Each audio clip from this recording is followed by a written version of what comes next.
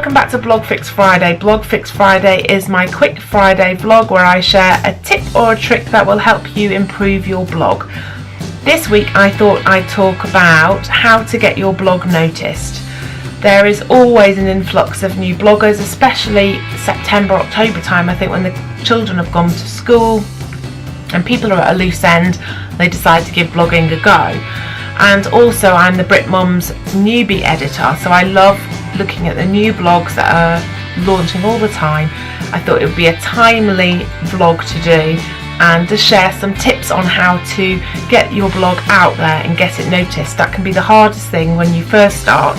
How do you get from just your parents reading your blog or your best friend to more people reading it? So I have a few tips. I have them written down here on my Mac because I just wanted to get on and record this video today. My husband's abandoning me again for 2 weeks, so it's time to do all of my video so that I've got it all ready for everybody.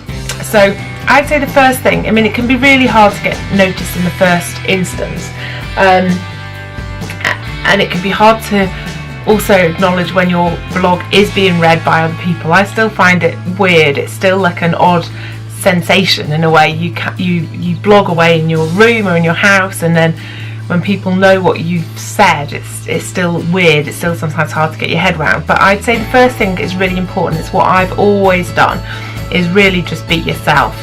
I think people will suss out if you're trying to be something you're not.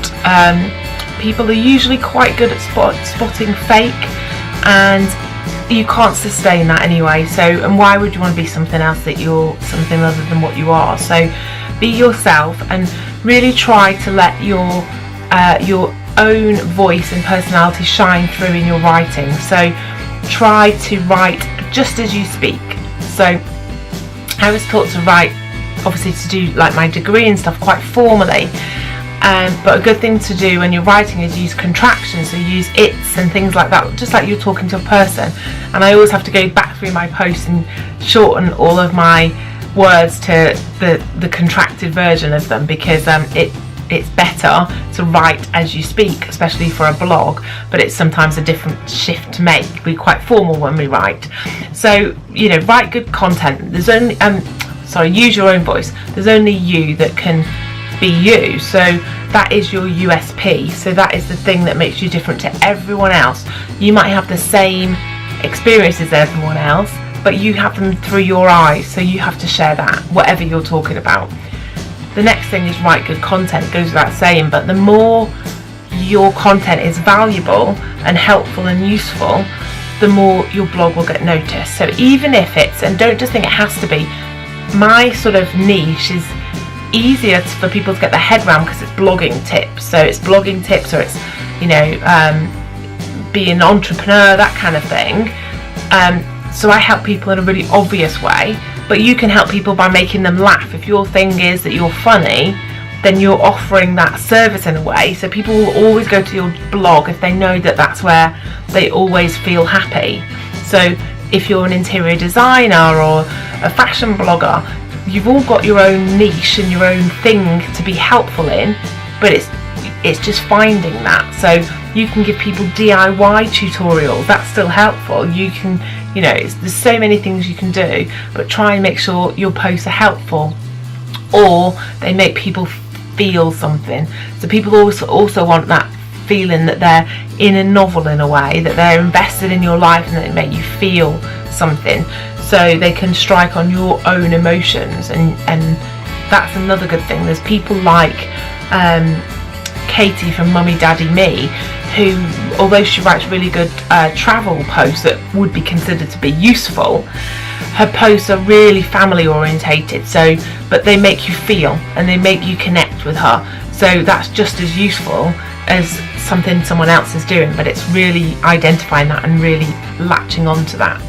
So I think more people need to realise the power of a good visual. So whether that's the blog design or images, pictures, anything, it's really, really important. And it's important that that branding is all the way across your platform. So your blog is the same and it's recognisable to your social media headers, and everything is the same. Your email signature, it all just ties in. But the really important thing is, I believe, the power of a photo. So I believe that you should share your pictures, and that you should make things as personal as you can, because that's what people identify with. That's what they like. So, and they like a good image, a good, bright, clear image, an inspirational image. But it's really important to make sure that those images are there on your blog, and that they are, sorry, my phone's going off. That never happens, but it just did. So, but yeah, make sure that the images are really strong on your blog. So if you've not got good photography skills and you don't really like taking pictures, there's plenty of free stock sites that you can just go on to, download a load of free images and keep them there ready for you when you have to do a post. So it's better if they're yours, I believe, but you know, images are what catches people's eyes, so that's really important. I think sometimes building links outside blogging is important as well. So if you're in a specific area, so say you're a fashion blogger, if you interviewed like a model or a designer or something that's not in blogging, it gets more people into your blog.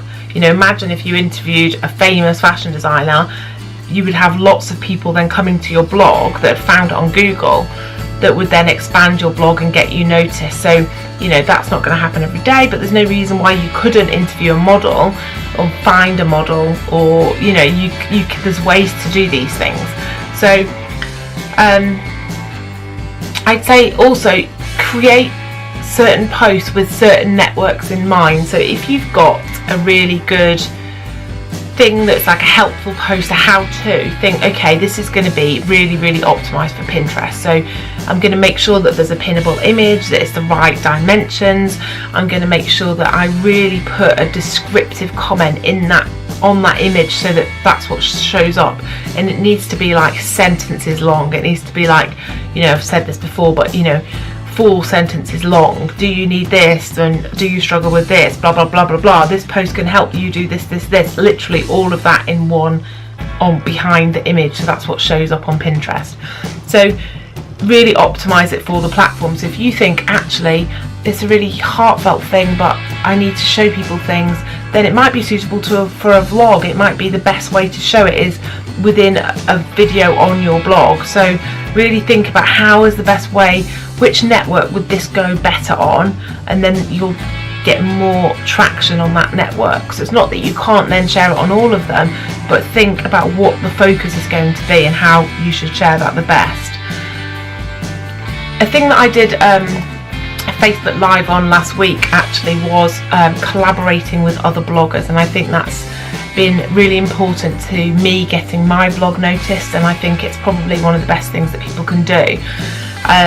If you go onto my You Baby Me Mummy Facebook page, you'll probably be able to find the live video from last week, and it was full of information on how you can collaborate, lots of different ways, lots of ideas. And I really, really think you can then you can then get instant access to that person's network, all the people that follow them, they can you share all those resources. It's brilliant. You know, you can collaborate with someone exactly the same niche, or collaborate with someone completely opposite, or half and half. You know, the possibilities are endless, and it's endless what you can do. I won't go into all of the different things today, because obviously it's not the purpose of this specific video, but go and find that live and it will help you. Another thing you can do is do a roundup post. So as a new blogger, if you did all my favourite bloggers and you know, linked to them, did a bit about their blog, you can do it on blogs in general or specific posts. You tweet the people, and then obviously only if you like them and you really value them. It has to be done in a genuine way. Then probably that those people would obviously notice you, but most often than not they'll share that post. So a roundup post or a crowdsource post where, you know, you say, I'm doing a post on teething, has anyone got any things that they want to add? Loads of people contribute, and then all those people will share that post as well. So that's a good idea.